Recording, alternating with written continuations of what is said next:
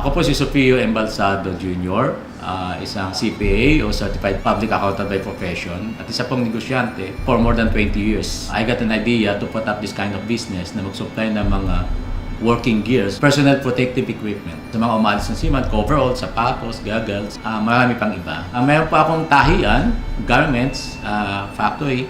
Gumagawa po kami ng coverall, yung working clothes ng mga seaman na umaalis, kahit hindi o seaman, cargo pants, at saka at the same time, bumibili lang po ako ng araw ng sapatos dito locally.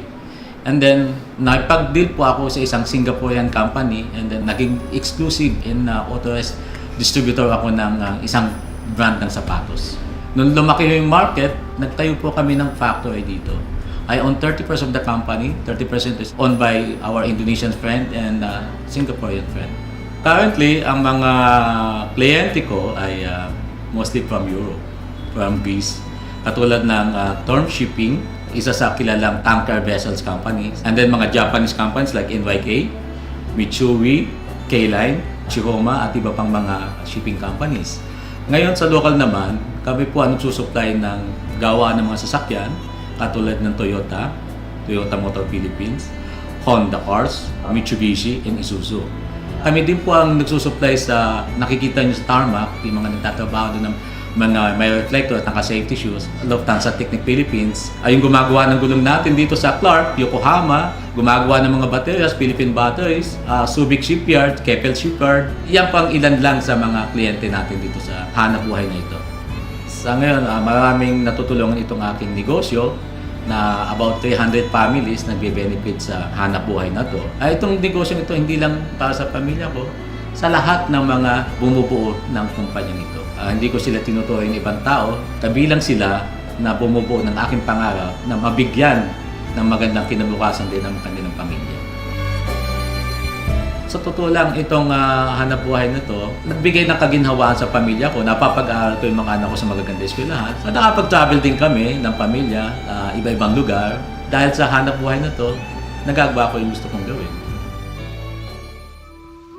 Noong taong 2010, ang may bahay ko, si Bob, naalokan ng isang produkto ng Royal. At nung na-try niya, maganda. Actually, wala siyang balak noon. Ang gusto lang niya is tulungan yung kamag-anak na makabenta ng isang package. Dumating na nga yung apply namin sila Sir Ruben at Lorna Narvasa. Ipinaliwanag yung negosyo at nung may paliwanag ng mabuti nila, naging interesado si Mrs. Mga inalok muna niya yung mga kamag-anak niya din. Nanay niya, kapatid niya, mga kamag-anak at yung iba pang dapat tulungan. Nung nakita kong maganda nga yung Royal, kinausap ko na ngayon ng mga empleyado ko. Ito, magandang produkto to, magandang company, magkakaroon kayo ng extra income. Hindi ko kayo pinagbabawalan na magnegosyo para lang kumita ng extra. Ito'y para sa inyo at sa inyong pamilya. Kung sino lang naman ang may gusto, nag-volunteer na pumunta sa Quezon Avenue, nung pagkatapos ng RVP, mamaya paglabas nila, Sir, pwede bang makabili na kami ng produkto? Sir, pwede bang salary deduction? Sabi ko, oo naman. So, yun ang nila, umpisa nila. Masaya dahil nga may extra income sila na pwedeng gamitin para sa kanilang pamilya, pag-aaral ng mga anak. Hindi katulad ng araw, lagi nagkakas advance. Ngayon, talagang, lalo na isang driver ko, nakakuha siya ng cheque, pang-tuition lang ng anak niya. Yan dahil sa Royal. Para na rin po sa mga anak na pag-aaralin sila, may extra income kasi mas mahirap po talaga yung isa lang yung alam yung trabaho. Kailangan may extra income na pwedeng pandagdag sa gastusin. Pinasok ang Royal, hindi sa kitaan kasi meron na din kami kahit papano. Ang maganda dito sa Royal kasi marami kang natutulungan na maliliit na walang pang-umpisa ng negosyo. Kasi ito, konting puhunan lang po, maganda magiging kinabukasan mo kung mayroon ka lang sipag at tiyaga. Talagang kikita ka. Tuloy-tuloy na ang misis ko magtrabaho at lahat na namang mga kakilala ko, ina-invite ko din. Sabi ko, pare, sayang to. Dagdag kita at the same time, marami kayong matutulungan. May isang instant na namimigay kami lahat ng flyers sa palengke doon sa probinsya namin. Kasi mag-RVP si Sir James ng hapon, namimigay kami ng flyers. Nakakatuwa, ang dami pupunta. Nagiging curious sila, ano yung Royal? May sarili pa kaming booth ng misis ko, doon sila sa booth. Kaming mga lalaki, naglalakad kami sa palengke, sa may tabing dagat, para mamigay ng flyers. Dahil madami na naging membro doon, sila na nag-i-invite. Dumami na yung grupo namin doon. Ang pag-royal at sa pagdinegosyo ko, time management lang yan eh. Ang sa akin kasi, alalayan mo muna yung mga nasa baba mo. At yun ay pag gumanda ang buhay nila, lahat babalik sa iyo, benefits eh. Dahil sa pagtulong mo sa isang kapwa mo, bumabalik sa iyo sa pamamagitan ng pag-check every Thursday sa Royal. Kasi kami, yung negosyo namin, sumasalim kami sa mga exhibits para makilala yung mga produkto namin, yung mga safety shoes namin, yung mga goggles, at saka ibang produkto. At the same time, nilalagay ko din yung produkto ng Royal.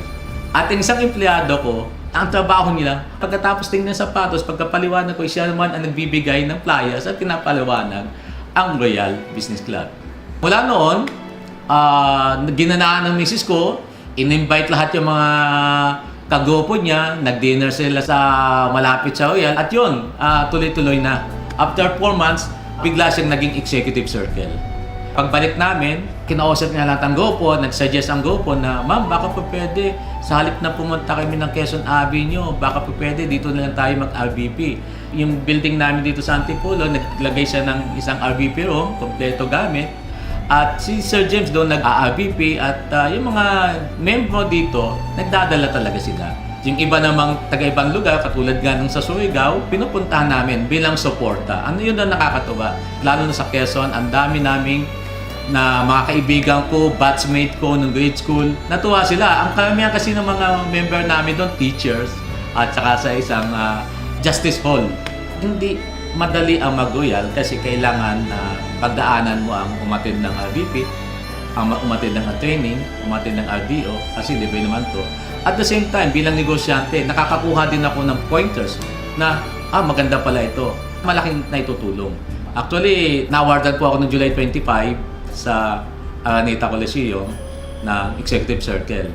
Lalo kang sisipagan kasi na-attend mo na isang bagay, sunod-sunod na yun. Kumbaga, pagdaanan na yan. Sobrang saya ng pag-royal, lalo na't nakikita yung mga tao mo, nagtatawa na kayo, banding kayo. Ang pakiramdam ko bilang royalista, nakaka-proud. Madami kang natutulungan, madami kang napapasayang tao. Nagpapasalamat ako kay Chairman for putting up this company, ang Royal Business Club, dahil sobra ang ginawa nyo. Hindi nyo lang inaangat ang mahihirap nating kababayang Pilipino. Bugkos, binibigyan nyo ng magandang kinabukasan sa pamamagitan ng pagiging distributor ng inyong kumpanya.